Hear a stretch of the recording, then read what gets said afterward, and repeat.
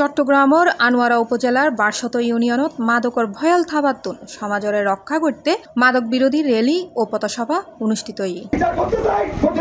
সেপ্টেম্বরের 12 তারিখ শুক্রবার জুমার নামাজের পর বারশত গ্রামের উগ্র র্যালি বাইর করি বিভিন্ন সড়ক প্রদক্ষিণ শেষে কালীবাড়ি বাজার মুরুতায় মানববন্ধনে মিলিত হয় এন্ড অংশ লয় বারশত ইউনিয়নের 7 ও 8 নং ওয়ার্ডের সচেতন নাগরিকল। এই সমাজে যারা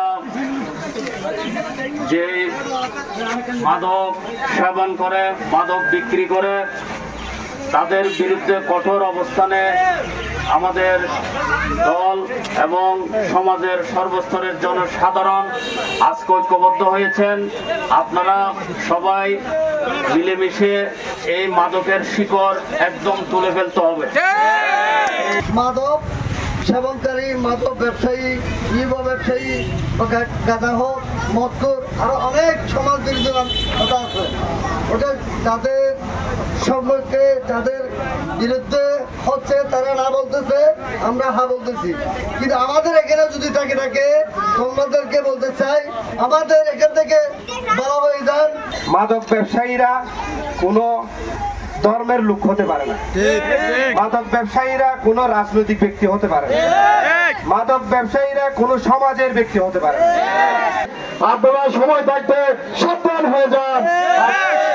আপনারা যদি সাবধান না হন, এলাকার যুবক আপনাদেরকে এলাকা থেকে বিদায় করবে, সমাজ থেকে বিচ্ছিন্ন করবে।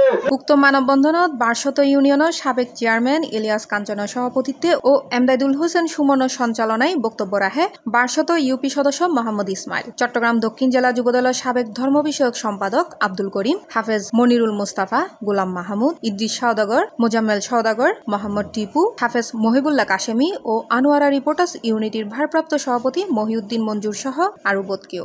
মাদক ব্যবসায়ীরা তাদের ব্যবসা বন্ধ করবে না, মাদক সেবনকারীরা